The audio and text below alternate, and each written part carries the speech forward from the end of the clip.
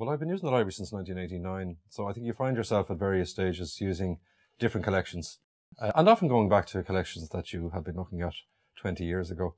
There's a wonderful, varied collection. You know, there's great source material here, even here where we are in the special collections part of the library. You can see these magnificent original primary source material, which I've always found valuable because I found myself as an undergraduate studying and researching 18th century history, even though my speciality is 20th century history. So it's great to be able to get that range over different centuries and different types of material, original manuscript material as well as published source material. So this special collections is a particularly strong collection, I think. And one of the things we're trying to do a lot of the time is to get students to work with original primary source material. So this is a particularly valuable one.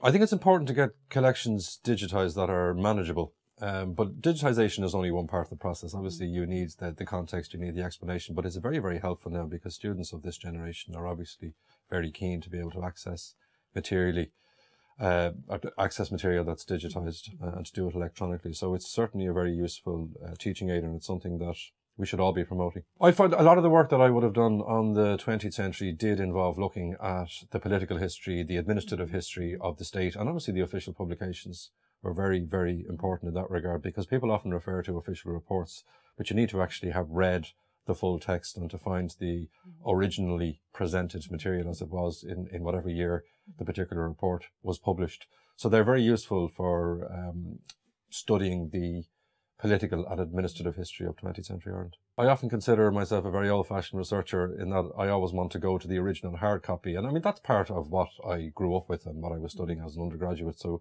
you tend to hang on to that desire to have the hard copy in your hand. But now you also want, for convenience purposes and to be able to access material when you're away from the library, you want electronic resources. So I find myself using a mix of both of them.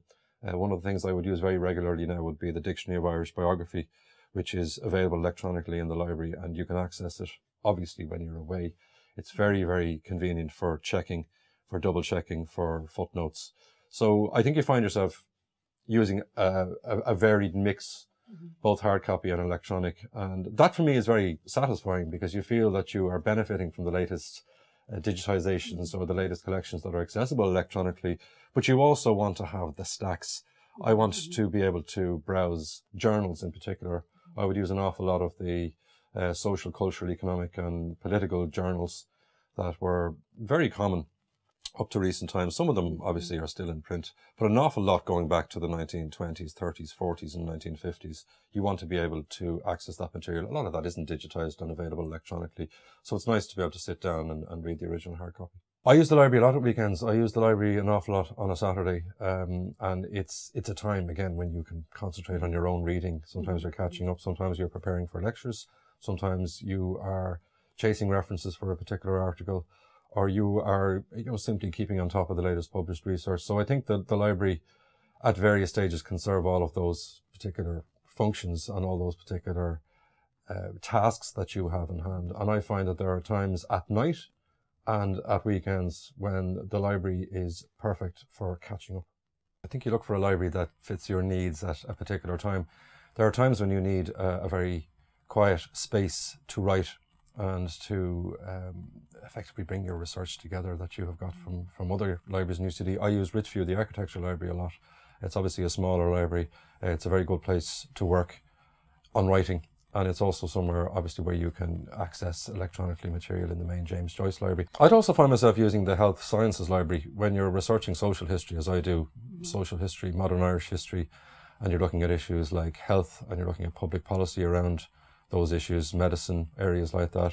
The Health Sciences Library is very helpful. And again, it's on campus. And it's another example of the library, the various libraries serving different aspects of your research requirements and your needs as an academic. And they do range across all of the libraries.